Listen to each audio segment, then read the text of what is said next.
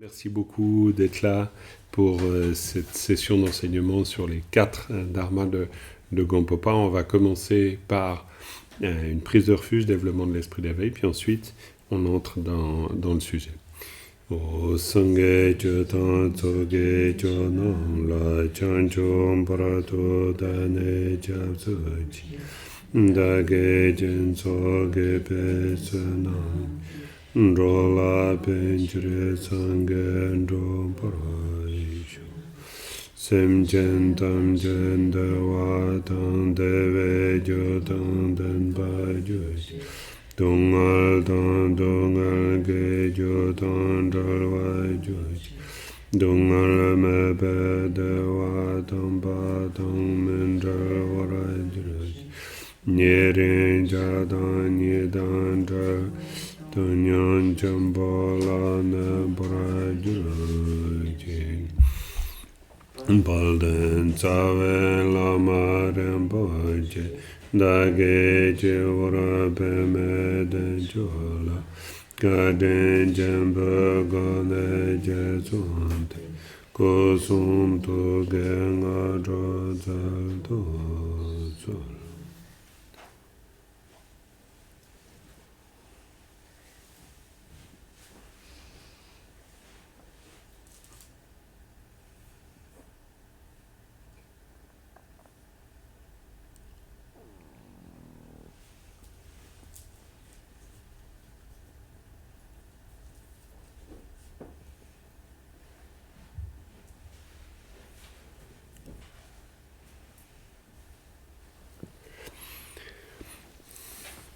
Très bien, alors bonsoir et bienvenue pour cette session. Une session qui est donc un enseignement, on va dire, général, qui est la suite de l'exploration des 4 dharmas de Gampopa. Donc on n'est pas non plus, on n'est pas dans ce qu'on appelle le cycle Gampopa. Et une session pour continuer à observer ce qu'il en est de ces 3 points qui concernent les actes nuisibles de l'esprit.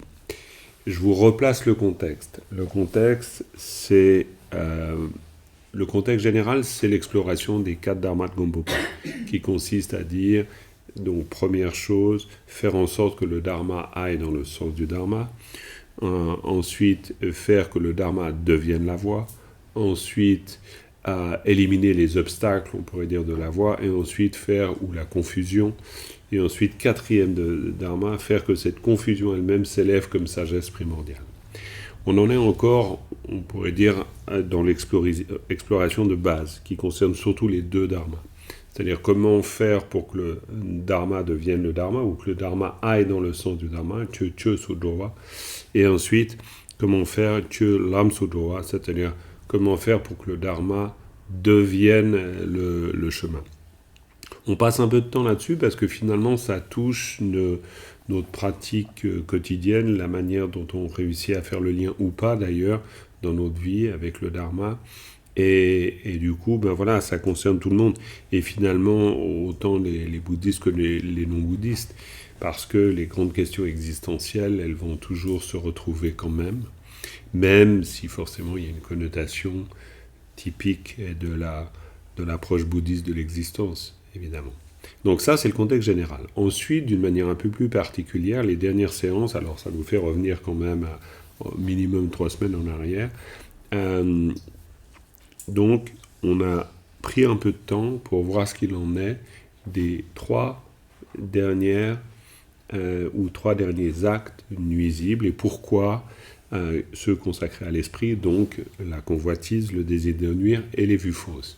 Pourquoi ? Tout simplement parce que lors d'un enseignement avec Acharya Kuncho Tenzin, cette fois-ci dans le contexte du Sikh Gampopa, donc dans un autre contexte, il se trouve que cette question n'avait pas été totalement couverte et Acharya Kuncho Tenzin avait simplement dit « Eh bien, après, vous verrez avec Lama Jean-Marc, on pourra voir ça, vous verrez ça avec lui. » Donc c'est ce qu'on fait en fait. Et la dernière fois, j'ai assez longuement parlé des deux premières, de ces trois dernières, c'est-à-dire la convoitise. On avait vu ce qu'il en était de cette convoitise avec ces trois formes. Ensuite, le désir de nuire. Et puis là, maintenant, il nous en reste une. C'est les vues fausses ou les vues erronées. Lokta en tibétain. Lokpartawa. Ça, c'est vraiment voilà, la dernière. Et en fait, on va dire une notion extrêmement importante parce que c'est considéré comme quelque chose d'assez conséquent. C'est-à-dire qu'on va penser que, en fait, si nous développons des vues fausses, eh bien, c'est vraiment quelque chose qui a des conséquences très sérieuses sur notre futur, en fait. Donc on va considérer ça comme quelque chose d'assez nuisible. Mais maintenant, ça va être intéressant d'essayer de savoir pourquoi on le considère comme ça. Et donc c'est ce qu'on va essayer de voir ensemble, bien sûr. Donc si juste je reprends ce que Gampopa dit des vues fausses lui-même, il dit « Les vues fausses portent sur la causalité des actes, la vérité de la voie et les trois joyaux. » Alors je reprends ces trois notions, c'est assez simple. Les vues fausses portent sur la causalité des actes, c'est-à-dire si tout à coup l'on en venait à nier totalement toute forme de loi de causalité, ce serait considéré comme une vue fausse. La vérité de la voie, ça serait considéré que toute démarche spirituelle telle que proposée par l'enseignement du Bouddha n'aurait finalement aucun sens et ne mènerait à rien. Donc ça serait aussi une vue erronée. Et puis, concernant les trois joyaux, ça veut dire, Bouddha, Dharma et Sangha bien sûr, et surtout ça veut dire que l'on développerait l'idée qu'en fait il ne comporte ou ne représente aucune forme de qualité. Donc ça, c'est les trois vues erronées que Gampopa énonce. Les conséquences, il les présente ainsi. Le plein effet des vues fausses est de renaître comme animal. L'effet conforme à la cause est de se trouver sous l'emprise de l'ignorance, lorsqu'on a repris naissance en tant qu'être humain, et l'effet conditionnant est de renaître dans une région où les cultures ne donnent jamais rien. Là, on retrouve cette présentation de Gampopa avec trois types d'effets. Le plein effet, donc il parle de renaître comme animal, on va reparler de ça bien sûr. L'effet conforme à la cause, de se trouver sous l'emprise de l'ignorance, et quand on est un être humain, donc là c'est l'effet conforme à la cause, et l'effet conditionnant, c'est renaître dans une région où les cultures ne donnent jamais rien. On peut comprendre ça à plusieurs niveaux. Peut-être le plus simple pour nous, parce qu'il faut toujours faire un pas d'intégration pour rendre tout cela bien compréhensible. Clairement, renaître comme animal, quand on dit ça, pour nous, ça peut des fois être choquant parce qu'on ne voit rien de mal au règne animal. Et évidemment, on adore nos chats, nos chiens, et puis même nos cochons d'Inde ou nos iguanes. C'est pas ça la question. Il faut vraiment là faire un petit effort de transposition en se plaçant dans un autre contexte culturel et se rendre compte que le règne animal, ça n'a rien à voir avec le mépris. Quand on dit là que l'effet des vues fausses c'est de renaître comme animal, c'est pas pour dire que ce sont des êtres méprisables, ce genre de choses. C'est simplement le règne animal représente la limite des moyens et représente des états dans lesquels les conditions font que nous avons extrêmement peu de liberté. En tibétain, on dit Lenku Gedungel. Lenku Gedungel, ça veut dire on est sous le coup du pouvoir d'autrui. C'est le problème de la mise en esclavage, c'est le problème de ne pas pouvoir décider de son destin, c'est le problème de ne pas pouvoir se révolter, et d'être obligé de suivre ce que l'on demande de faire, etc. Donc il faut vraiment voir ici le règne animal comme l'expression d'une situation où les limites sont très importantes. Encore une fois, ce n'est pas un mépris à l'égard du règne animal, absolument pas. C'est simplement que si on est au sein du règne animal, sous une forme ou sous une autre, même s'ils peuvent avoir plein de qualités, la limite de ces existences, c'est peut-être le manque de réflexivité, bien que on pourrait encore discuter longtemps de cela, réflexivité du point de vue bouddhiste, c'est-à-dire cette capacité que l'on pourrait avoir, nous, en tant qu'humains, de pouvoir, on va dire, douter de son existence, c'est-à-dire, sommes-nous en train de prendre le bon chemin, etc. Pouvons-nous faire autre chose que le conditionnement que l'on vit et qui nous demande de faire telle et telle chose. Pour donner une image, serait-il possible de faire autre chose, d'aboyer d'une manière un peu systématique quand le facteur passe, en se disant que finalement peut-être que vu qu'il passe tous les jours, je peux me permettre de ne pas aboyer. Pour un chien, au-delà de toutes ses qualités, il peut y avoir des difficultés de sortir des rails. Il y a vraiment un conditionnement très puissant. Et pourquoi donc du coup, si on comprend ce que l'on veut dire quand on parle du règne animal, en termes de limites, encore une fois, d'action, de liberté, de possibilité d'agir, alors pourquoi le plein effet des vues fausses est de renaître comme animal ? Dans ce cas, c'est parce que les vues fausses représentent en elles-mêmes une forme de rétrécissement. C'est-à-dire nous, on pourrait parler de vision du monde, c'est-à-dire une vision du monde où, en fait, les choses sont très binaires. Ça, c'est quelque chose qui peut nous parler plus facilement. Qu'est-ce que j'entends par là ? Si on reprend ce que dit Gampopa juste avant, en disant finalement, c'est nier toute possibilité de loi de causalité, par exemple. Ça veut dire qu'en fait, on ne remet jamais en question la portée de ses actes et on imagine qu'on est toujours totalement fondé à agir de telle manière et on ne voit pas ce qu'il y aurait à redire de cela. C'est-à-dire on n'a pas de recul sur la portée des actions et du coup, évidemment, qu'on pourrait, dans ce cas-là, se dire où est le problème de faire du mal aux autres, vu que de toute façon, comme à moi-même d'ailleurs, vu que de toute façon, il n'y a aucune conséquence. Du point de vue bouddhiste, et pas que du point de vue bouddhiste d'ailleurs, ça peut être très grave de n'avoir aucun retour ou encore regard critique sur les actions que l'on développe. Parce que dans ce cas-là, ça veut dire que finalement, c'est un peu après moi le déluge. Donc cette vision, alors là c'est pour la résumer, mais cette vision après moi le déluge, c'est très ignorant du point de vue bouddhiste. Ça ne veut pas dire que la personne qui professe une telle vue n'a pas été à l'université. Quand on parle d'ignorance du point de vue bouddhiste, c'est un manque de perspective. C'est-à-dire c'est vraiment quelque chose d'assez borné en fait, et où on va avoir beaucoup de peine à imaginer quelque chose qui va au-delà de sa seule sphère personnelle et individuelle. Et ça, c'est quelque chose de très limitant pour nous-mêmes, pour autrui, et ça nous encourage à développer des actes qui, au mieux, ont peu de portée négative, mais au pire, ont beaucoup de portée négative. Donc, du coup, on peut comprendre le plein effet des vues fausses et de renaître comme animal. C'est-à-dire que si l'animal, au sens très très large, encore une fois, ça ne veut pas dire qu'ils n'ont pas de talent, pas de qualité, ça n'a rien à voir avec ça. Mais presque du point de vue symbolique, si l'animal représente un manque de liberté, un manque de perspective, un manque de pouvoir d'agir, évidemment qu'on peut comprendre cette idée logique comme quoi si je développe une vue où finalement c'est un peu de l'ordre de après moi le déluge, eh bien en fait je conditionne une manière de voir et donc de vivre qui est très limitée. Et du coup, logique de penser que le plein effet des vues fausses est de renaître comme animal. Alors après, quand je dis ça, c'est pas non plus que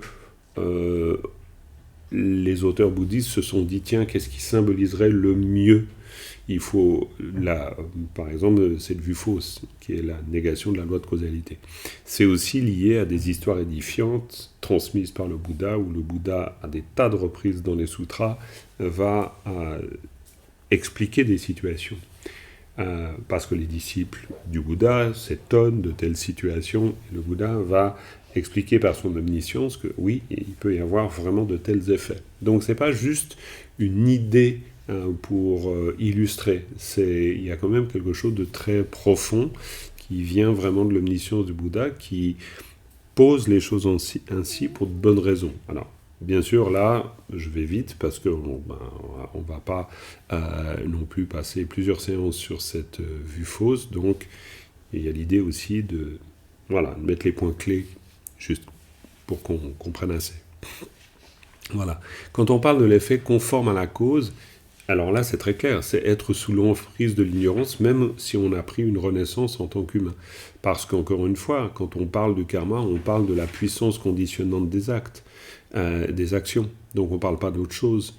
Donc effectivement, si je développe une vue du monde, tout simplement, là je peux le sentir même moi dans ma vie.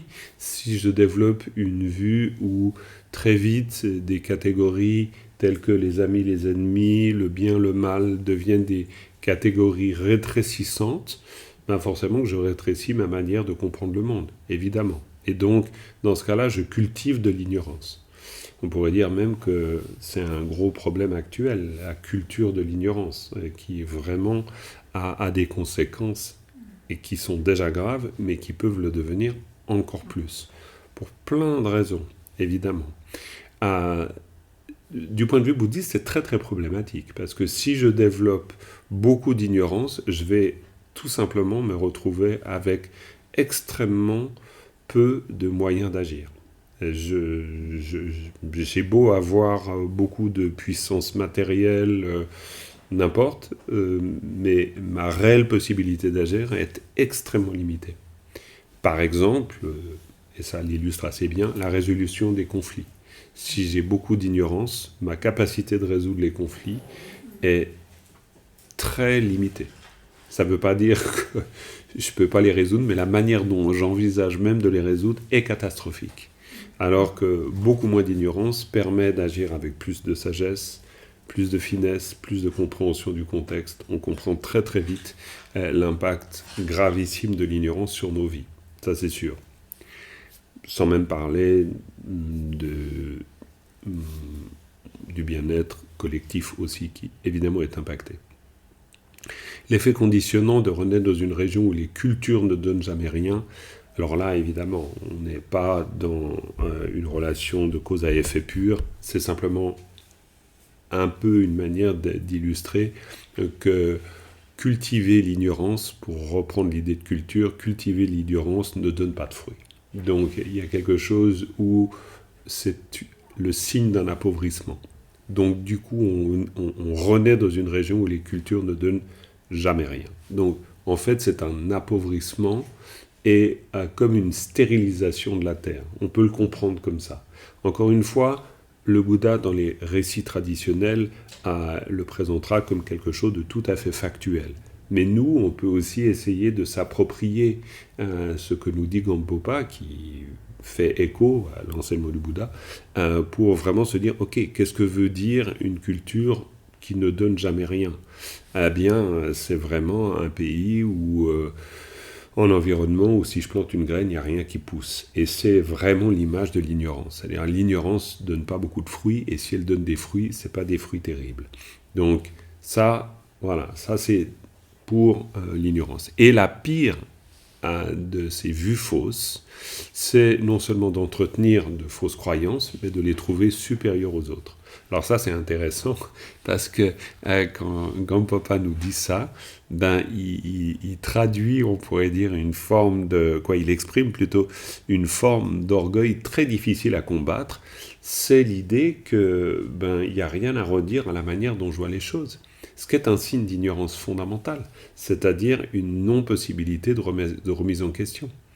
Si je suis suffisamment ignorant, du point de vue bouddhiste, ça veut dire que je manque de cette capacité réflexive qui me permet de me dire, mais est-ce qu'en fait, je pense juste ? Est-ce qu'en fait, j'agis d'une manière juste ?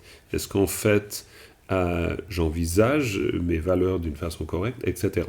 Il y a très peu de possibilités. Pour nous, la capacité réflexive est forcément extraordinairement importante.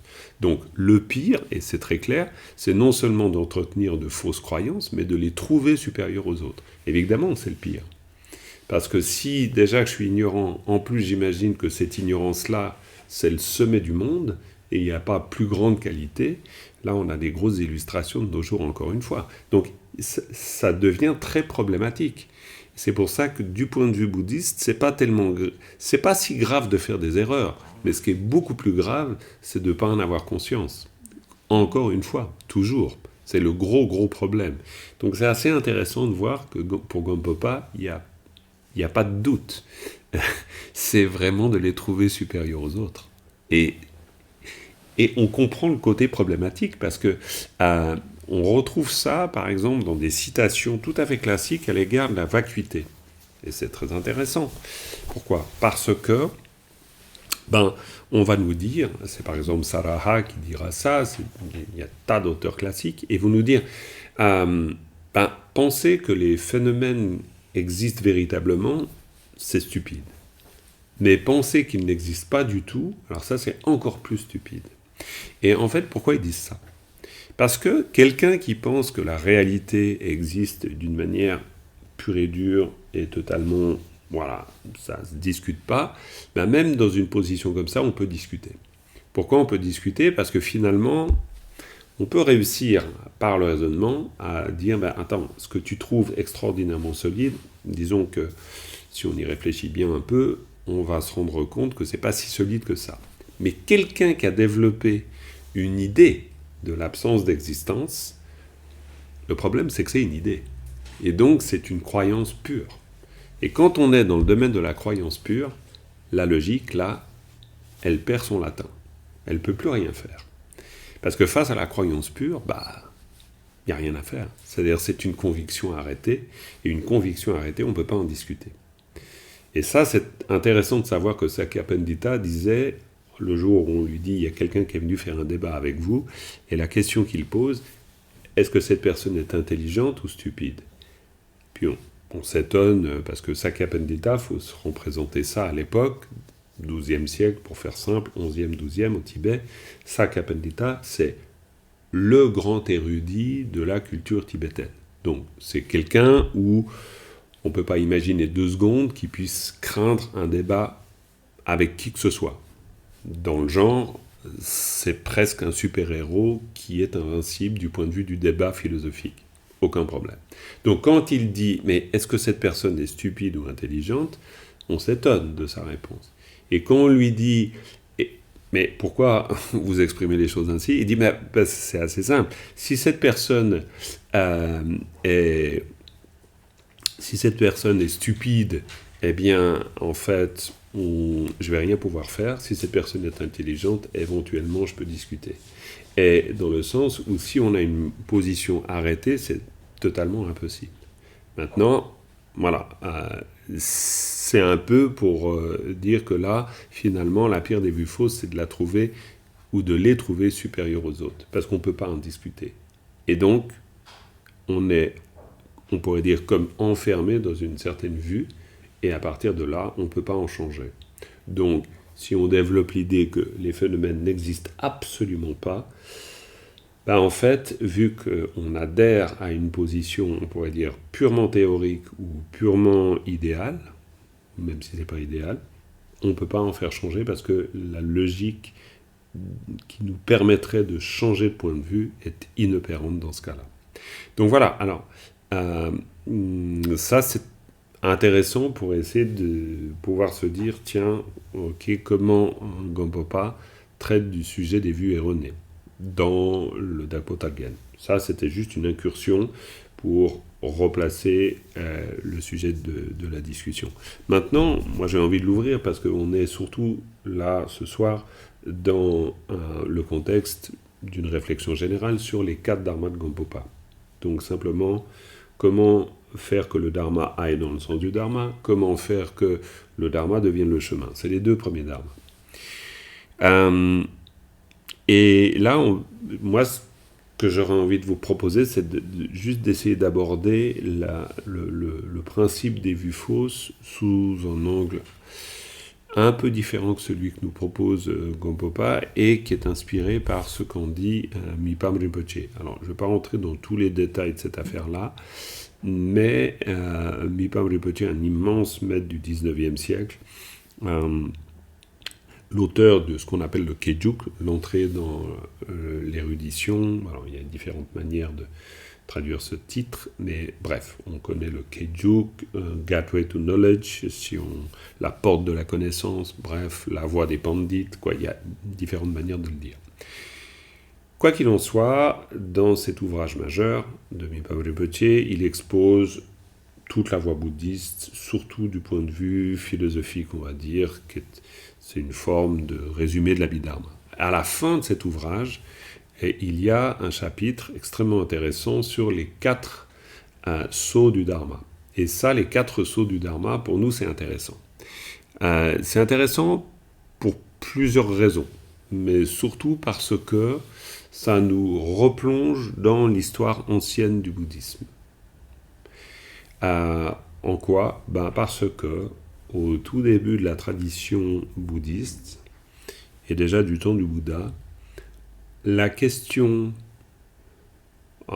de ce qui pouvait réellement identifier un enseignement comme étant bouddhiste, elle s'est posée. Et ces 4 sceaux du Dharma ont été conçus à un moment donné pour dire, finalement, quand l'enseignement dont il est question porte, soit d'une manière directe ou indirecte, la présence de ces 4 sceaux, on peut dire que donc c'est un enseignement bouddhiste, valide. Et alors bien sûr, je vais vous les énoncer, ces 4 sceaux, mais du coup, ça permet aussi de se dire, ces 4 sceaux nous disent précisément ce qui n'est pas une vue fausse. Parce que en disant qu'une vue fausse, c'est l'ignorance, alors voilà, on a dit ça, voilà, ok, on a vu qu'il y a des impacts, cette ignorance, en fait, elle se décline sous 3 formes, pour Gampopa, très bien, jusque-là, on a compris, mais on pourrait dire que c'est encore un niveau d'expression de l'ignorance qui, même si elle a des conséquences, ça reste un peu du point de vue de quelqu'un qui simplement professe une vue fausse, mais pourquoi professe-t-il cette vue fausse ? Qu'est-ce qu'il ignore qui fait qu'il peut développer ces vues fausses, ces vues erronées ? Et là, quand on aborde les 4 sceaux du Dharma, c'est très intéressant parce que le Bouddha, dans son enseignement, alors originel, il parle des 3 marques de l'existence.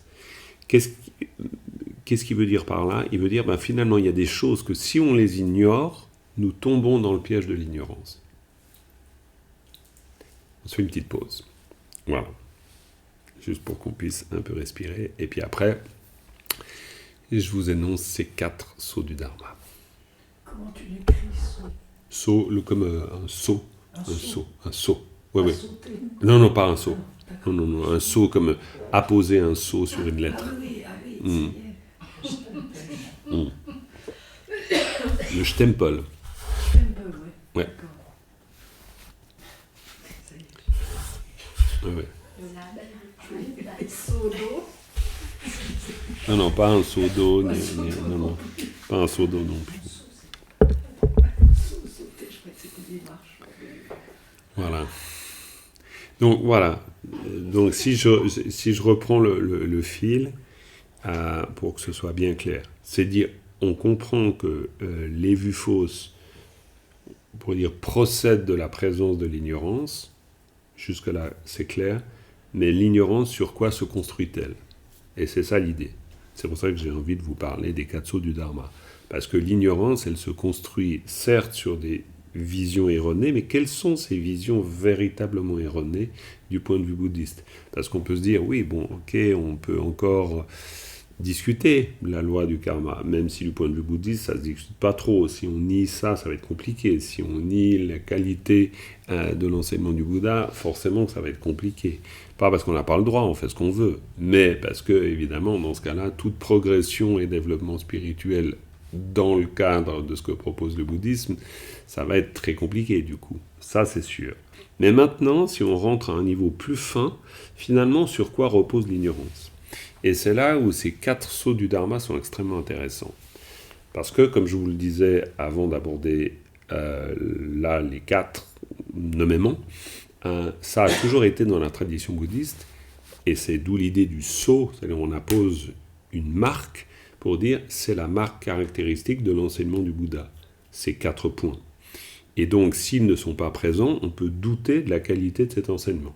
Donc, c'est une façon de pouvoir se dire, tiens, là, on touche quelque chose qui vraiment est d'abord commun à toute tradition et qui nous permet de mieux comprendre ce que le bouddhisme envisage comme moyen pour se défaire justement de ces fameuses vues fausses. Qu'est-ce qu'il avance? Et c'est les 4 sceaux. Première chose qu'il va nous dire dans son enseignement, le Bouddha, tous les phénomènes composés sont impermanents. C'est le premier sceau. Donc, on voit tout de suite beaucoup mieux que l'ignorance, encore une fois, alors certes, c'est, comme nous dit Gampopa, nier la loi du karma, mais c'est plus profondément encore penser que les phénomènes composés sont permanents. Parce que si on voit les phénomènes composés comme permanents, ça va supposer à partir de là un ensemble d'attitudes qui vont mener à la culture de l'ignorance, forcément. Tel que, par exemple, penser que les catégories mentales dans lesquelles on fonctionne, telles que ça c'est mes amis, ça c'est mes ennemis, c'est des valeurs absolues, non discutables. Elles ne sont pas impermanentes. Rien n'est impermanent. Donc je ne suis pas impermanent. Ce que j'acquiers n'est pas impermanent. Ma richesse n'est pas impermanente. Mon corps n'est pas impermanent. Ma famille n'est pas impermanente. Rien n'est impermanent. Même s'il y a vaguement l'idée de « oui, nous ne sommes pas éternels », mais, comme j'ai souvent entendu Lama Tenzong le dire, oui, on dit ça, mais en même temps, on se prépare à vivre 1000 ans.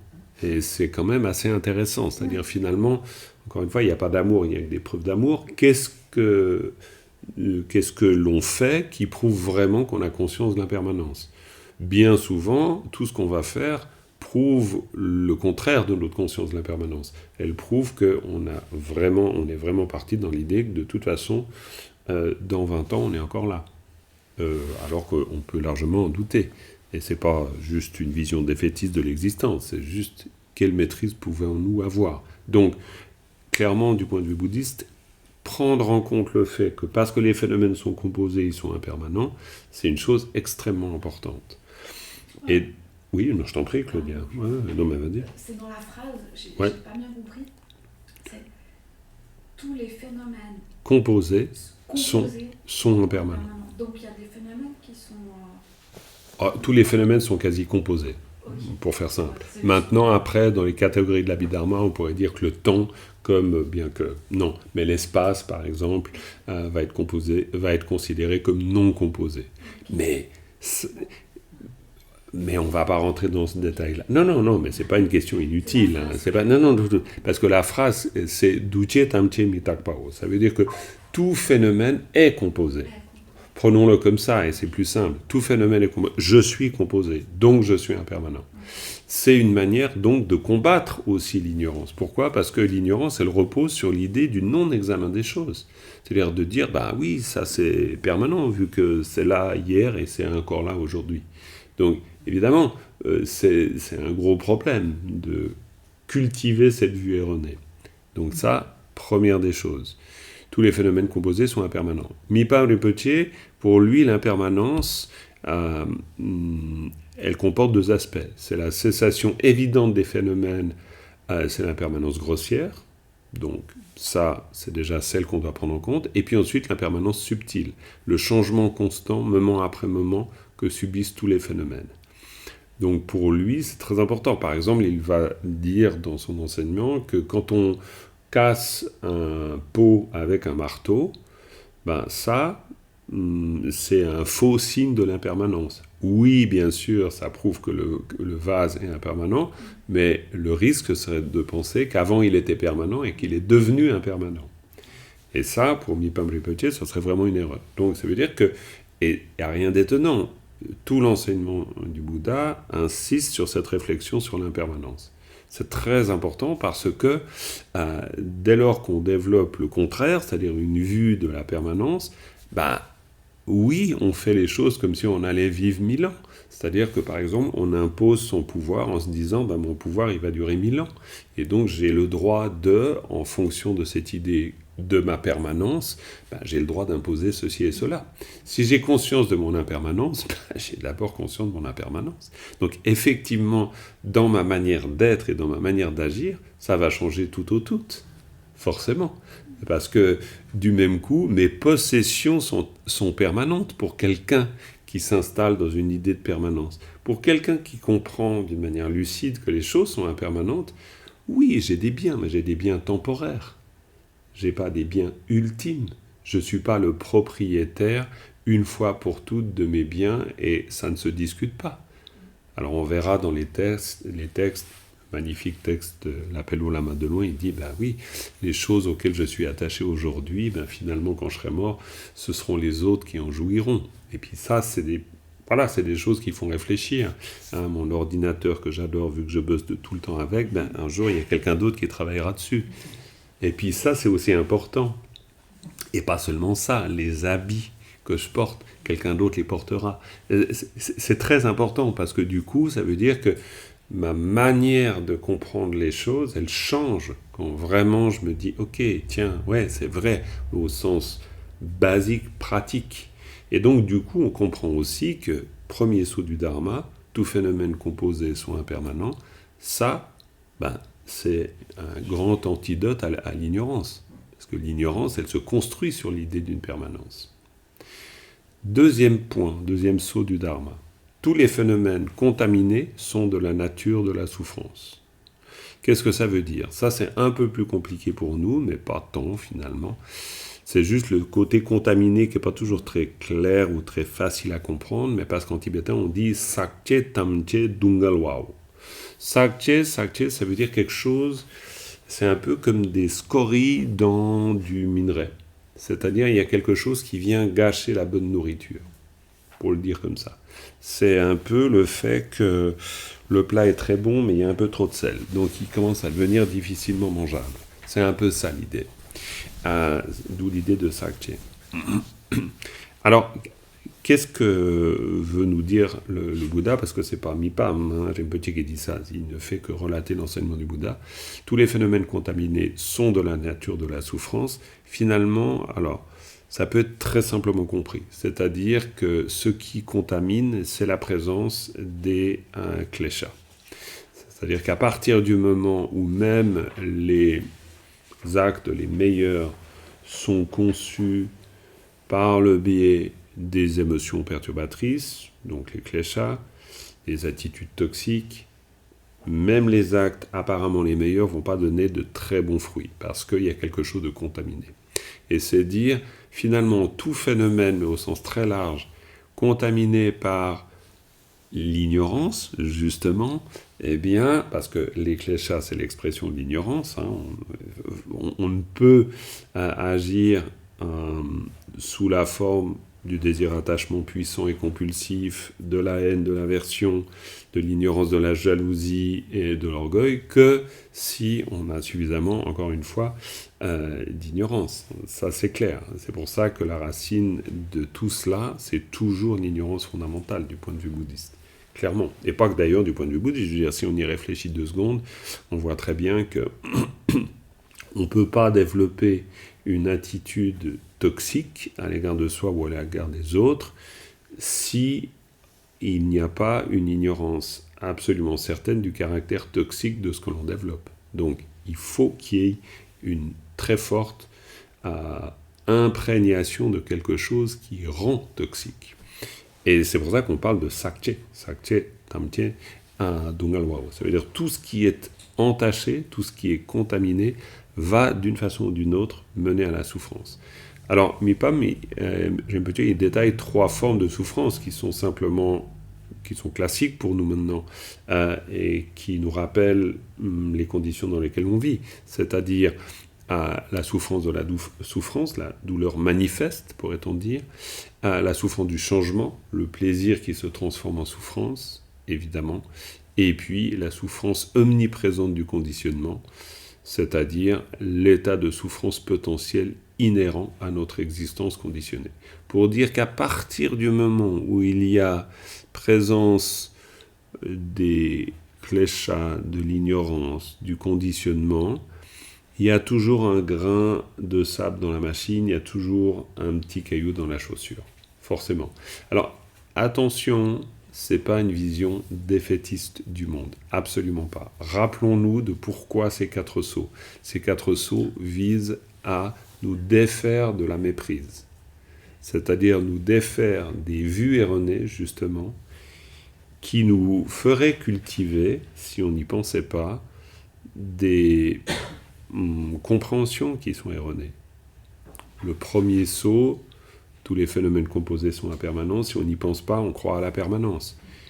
Le deuxième saut, tous les phénomènes contaminés sont de la nature de la souffrance. Si on n'y pense pas, on pense que, finalement, où est le problème, en gros? C'est-à-dire que toute attitude, elle n'est pas scrutée, et on pense qu'une émotion perturbatrice ne mène pas à la souffrance. On considère qu'il n'y a pas vraiment de problème. C'est-à-dire que l'attachement compulsif, finalement, pas de souci avec ça. La haine et l'aversion non plus, pas de souci avec ça. L'ignorance non plus, la jalousie non plus, etc. C'est de bon droit, en fait. C'est de bon droit. Donc tout ce que l'on fait, ce que l'on pense que l'on conçoit, voilà. Ça ne mérite pas la question. Donc évidemment, c'est pour ça que chaque saut, là, c'est pour nous dire, attention, ça marque, on pourrait dire, des jalons qui nous permettent de nous dire si réellement j'ai pris conscience de la présence de ces jalons, ça contribue à me défaire de mes mécompréhensions. Parce que ça, c'est vraiment à l'origine de ces 4 fameux sauts du Dharma. C'est vraiment, le Bouddha, il essaye de nous sortir de la méprise. Il dit, on croit que les choses sont permanentes, alors réfléchissons à l'impermanence. Il y a vraiment chaque fois l'idée de allons à l'encontre des idées toutes faites dans lesquelles on s'est installé et essayons de nous en libérer. Donc voilà. Et c'est pour ça que ça a à voir avec les vues fausses, parce que si on réfléchit à ces 4 sauts du Dharma, forcément qu'on se défait des vues erronées.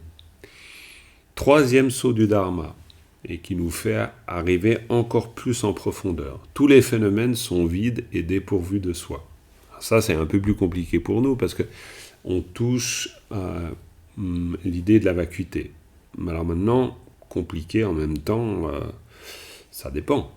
Parce que tous les phénomènes sont vides et dépourvus de soi. Alors, certes, on a l'affirmation du Bouddha qui nous dit, à bien y regarder, dans les 5 agrégats, je ne trouve pas de je. Il ne le dit pas exactement comme ça dans les sutras, mais le résultat de ce qu'il dit, c'est exactement ça. C'est-à-dire, il n'y a pas de je au sein des 5 agrégats. Ce qui est quand même énorme pour nous, c'est pas sûr qu'on ait fini de digérer ça, parce que on va penser, non, il y a quand même un individu dans moi, là, c'est pas possible.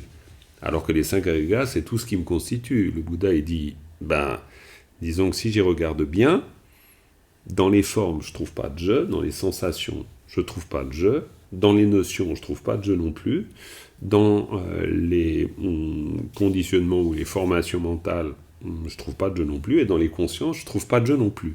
C'est-à-dire dans les 5 agrégats qui me constituent, je trouve pas de je. Donc, mais on va dire, oui, mais moi j'ai quand même un je. Oui, ok, et ça, c'est compréhensible qu'on le dise comme ça. Mais maintenant, après, si on y réfléchit à cette question-là, forcément, ça va venir miner, et c'est ça l'intérêt, ça va venir miner nos croyances, parce qu'on est bien d'accord que le problème des vues fausses, c'est des croyances fausses. Et ça, Gompopa le dit très clair. Et donc, une croyance fausse, le problème de la croyance fausse, c'est qu'elle se défend très fort. Et que pour défaire une croyance fausse, il faut, on pourrait dire, l'attaquer au cœur, d'une certaine manière. Et donc, en parlant de ce 3e saut des dharmas, c'est-à-dire tous les phénomènes sont vides et dépourvus de soi, c'est d'une certaine manière rentrer encore plus au cœur de l'ignorance. Parce qu'on pourrait dire, ouais d'accord, ok, les choses sont impermanentes, là je suis d'accord. Mais elles sont impermanentes, mais ça ne veut pas dire qu'elles sont inexistantes. Là, on va plus loin, on dit non, mais elles sont impermanentes parce que si elles étaient pourvues d'une entité, elles seraient permanentes. Donc en fait, si on admet l'impermanence, on admet aussi l'absence d'existence propre des phénomènes. Là, pour nous, des fois, ça nous fait faire un peu le grand écart dans nos têtes. On ne voit pas bien le truc. Alors, on peut le dire de manière très simple. Et là, on va tous comprendre. Si, imaginons, moi j'existe. Comme vous, pareil, il n'y a pas de différence. J'existe.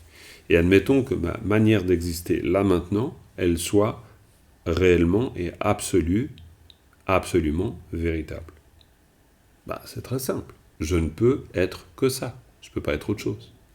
C'est-à-dire que je suis donc destiné, que je le veuille ou non, à vivre éternellement sous la forme que j'ai. C'est-à-dire que tu ne peux plus parler parce que... Et évidemment, je ne peux plus parler, je ne peux plus bouger, parce que je suis figé. Je suis figé. C'est-à-dire, mon état, c'est d'être une seule chose, unique et indivisible, existante maintenant à l'instant T. Et si cet état-là est un état absolu, si c'est un état absolu, il ne peut pas être autre chose que ça. Mais évidemment, je ne suis pas cet état absolu. Donc je suis forcément changeant. Et c'est ce qu'on entend par « les phénomènes sont vides et dépourvus de soi ». C'est-à-dire qu'ils sont dépourvus d'une substantialité absolue et définitive.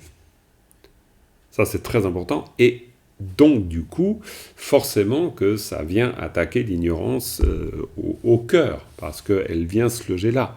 C'est-à-dire, elle vient se loger sur l'idée, oui, mais quand même, il y a quelque chose qui, de toute façon, existe. Et c'est pour ça que là, Mipam, il va dire absence de soi de la personne, c'est-à-dire absence d'un jeu permanent, unique et indépendant. Parce que quand on imagine un jeu existant, on l'imagine souvent sous ces trois cas de figure. C'est-à-dire, il est donc permanent. S'il existe, il est permanent. Il est donc unique. C'est-à-dire, finalement, il ne dépend de rien, évidemment, et il est donc indépendant, ce qui va c'est un peu dans le même sens, mais dans le sens de unique, il existe en soi, lui-même, et il est indépendant parce qu'il ne dépend de rien d'autre. Alors qu'en fait, évidemment pas. C'est-à-dire que si je n'étais pas un ensemble moi-même de phénomènes composés, tout simplement, je n'existerais pas. C'est-à-dire je suis en dépendance sans cesse des parties de mon corps et des autres. Je veux dire, je n'existe pas comme un soi tout seul, complètement autonome, totalement déconnecté de toutes les fonctions vitales qui sont mon corps, comme de l'univers, comme de la réalité des autres. C'est absolument impossible. Donc, il ne peut pas y avoir un jeu permanent, unique et indépendant. Ça, c'est quelque chose de pas possible.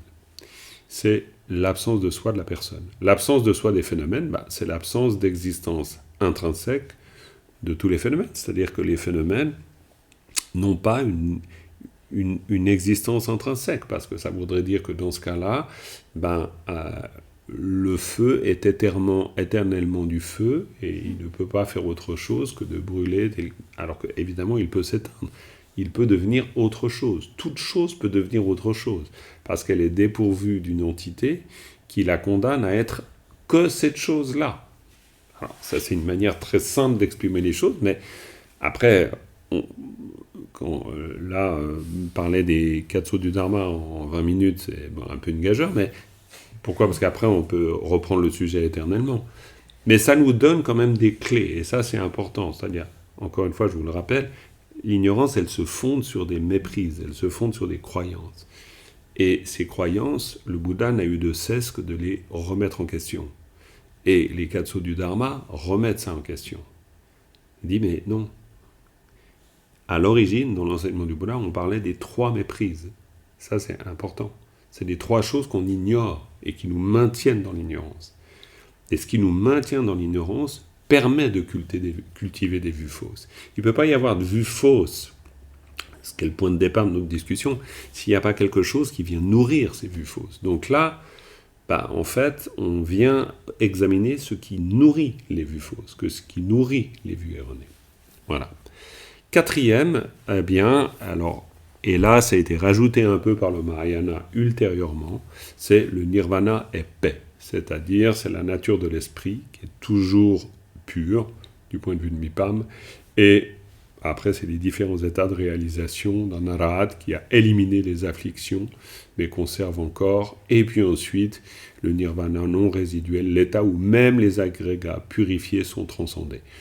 Là, je ne vais pas rentrer trop dans le détail de ça, c'est simplement vraiment, ça mériterait bien sûr une longue explication, mais le nirvana est paix, là c'est Nyade de Shiwao, c'est l'idée qu'à partir du moment où tout simplement je me suis défait justement de toutes ces méprises dont on vient de parler, c'est-à-dire des émotions perturbatrices, de l'idée d'un jeu auquel je m'accroche, de la croyance en une permanence alors que les choses sont impermanentes, je vis beaucoup mieux. Donc, ultimement, le nirvana est paix, mais temporairement, pour vous, pour moi, pour nous tous, si je vis avec moins d'ignorance, ça va beaucoup mieux. Si je me dis que le monde entier m'en veut, c'est terrible, et ma vie est en enfer. Si je me dis que je suis une fois pour toutes ceci ou cela, ça me coupe de beaucoup de possibilités d'envisager être autrement, etc. Donc, l'ignorance fait du mal. Du point de vue bouddhiste, c'est assez simple. L'ignorance est à la cause, est à la racine même de la souffrance. Donc, à partir du moment où on comprend, et on a raison de le comprendre ainsi, que tout l'enseignement du Bouddha vise à nous libérer du problème fondamental qui est la racine de l'ignorance, on comprend qu'effectivement, le but de l'enseignement du Bouddha, c'est la fin de la souffrance. C'est pas autre chose.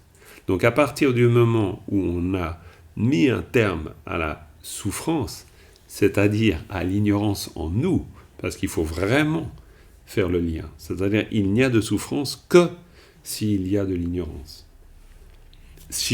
Pour l'illustrer de manière très simple, si j'imagine que les choses sont permanentes, je ne peux pas imaginer que telle femme de ma vie, tel homme de ma vie, quel que soit le cas de figure, puisse tout à coup envisager de me quitter. C'est un exemple un peu brut, mais ça repose sur l'idée de la permanence. C'est-à-dire... Non, mais ça veut dire que pour moi, la découverte de l'impermanence était un drame. Donc une souffrance. Donc il faut... C'est pour ça qu'on n'est pas en train de parler de philosophie. Nourrir l'idée que les choses sont permanentes, c'est quelque chose qui fait souffrir. Parce que j'ai intérêt de devoir, dans ce cas-là, ignorer la réalité pour pouvoir continuer à vivre à l'aise dans ma croyance. Parce que toute la réalité vient me dire le contraire. La réalité, elle vient me dire qu'on est impermanent. Et en fait, plus vite j'arrive à l'envisager, plus vite, je vais admettre que tout peut changer. Je vais admettre que mes avantages d'un jour, c'est peut-être pas le lendemain. Je vais admettre que je peux vieillir. Je vais admettre que j'ai pas de sécurité absolue sur tout. Je vais admettre que je n'ai pas une maîtrise et un pouvoir total sur les êtres et sur moi-même et sur le monde. Je veux dire, ça va changer beaucoup, beaucoup de choses. Alors que si je cultive l'idée de la permanence, par exemple, je cultive beaucoup d'ignorance. Et du coup, je cultive beaucoup de raisons de souffrir beaucoup. Donc, on peut très, très bien comprendre le 4e saut du Dharma. Alors, c'est une explication super simple. Mais dire à partir du moment où on dit le nirvana est paix, ça veut dire qu'à partir du moment où je me suis défait des racines de l'ignorance, oui, la paix peut s'installer, la paix véritable peut s'installer. Et c'est le but du jeu. Alors, toute cette démonstration pour bien comprendre que cette notion de vue fausse, encore une fois, on n'est pas en train de stigmatiser quelque chose, on est en train de dire, si on développe des vues fausses, pourquoi c'est classé dans les actes négatifs? C'est parce que c'est classé dans les actes nuisibles. Pourquoi nuisible? Ça fait du mal. Ça me fait du mal à moi, ça fait du mal aux autres, ça fait du mal au monde, ça fait du mal à toute chose. C'est-à-dire, et c'est pour ça qu'on considère les vues erronées, les vues fausses, comme un acte nuisible. Et on n'est pas en train, encore une fois, de dire telle pensée est mauvaise. On est en train de dire tel mode de pensée est mauvais. C'est-à-dire tel mode de pensée, on ne parle pas de système philosophique en détail, oui peut-être dans certains textes, mais dans le fond, on parle surtout des processus qui permettent le développement de l'ignorance, qui eux-mêmes vont engendrer de la souffrance. Et c'est ça le problème des vues fausses. Et le problème de l'adhésion à des vues fausses, c'est parce que l'adhésion à des vues fausses nous fait adhérer aux causes de la souffrance. Et c'est pour ça que on va... les 3 actes nuisibles de l'esprit, c'est la convoitise, le désir de nuire et les vues erronées. Parce que si on développe ces attitudes mentalement, psychiquement, ça va conduire à développer les causes de la souffrance. Et donc c'est important de les reconnaître comme telles pour pouvoir les abandonner. Et du coup, les abandonner, ça veut dire développer le caractère antidote. Et comme nous dit Gampopa, face à l'ignorance, le meilleur moyen, c'est de réfléchir à la coproduction conditionnée. Et c'est pas pour se faire des nœuds dans le cerveau, c'est pour venir contredire les croyances dans lesquelles on s'est installé, qui nous font croire que les choses sont une fois pour toutes existantes, permanentes, autonomes et ne dépendant de rien. Voilà. Donc là j'ai terminé comme ça avec ce point. Comme ça, on a vraiment tout vu sur les vues erronées. Et ces 3 points qu'on avait besoin de voir ensemble. Et puis en même temps, du coup, c'est un enseignement... c'est une réflexion aussi, évidemment. Hein, mais après, à partir de là, j'espère que ça va nourrir votre réflexion. Et voilà. Mais du coup, je pense que oui, ça prend place aussi dans cette réflexion générale sur les 4 dharmas de Gampopa, parce que oui, faire que le dharma aille dans le sens du dharma, très bien, mais faire ensuite que le dharma devienne le chemin, il devient le chemin si justement on se défait de ces vues fausses. Et c'est pour ça que là, c'est super important. Parce que si par exemple on développait la vue que tout est super solide, oui, ça veut dire qu'on construit notre pratique du dharma de la même manière. Et là, il y a un peu des difficultés. Et parce que ça veut dire que, je sais pas, c'est comme si on disait au Karmapa, Karmapa, promettez-moi que dans 10 ans vous vivez encore, vous existez.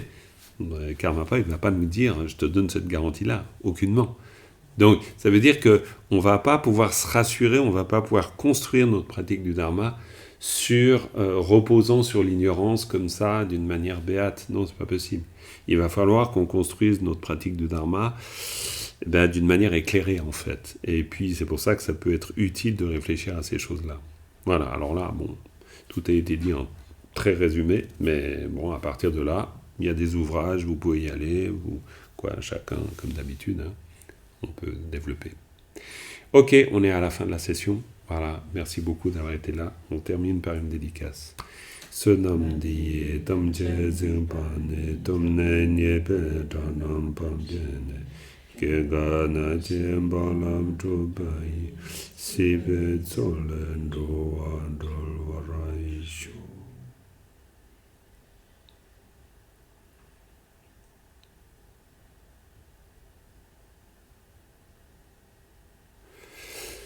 Merci beaucoup. Voilà, bonne soirée, à bientôt.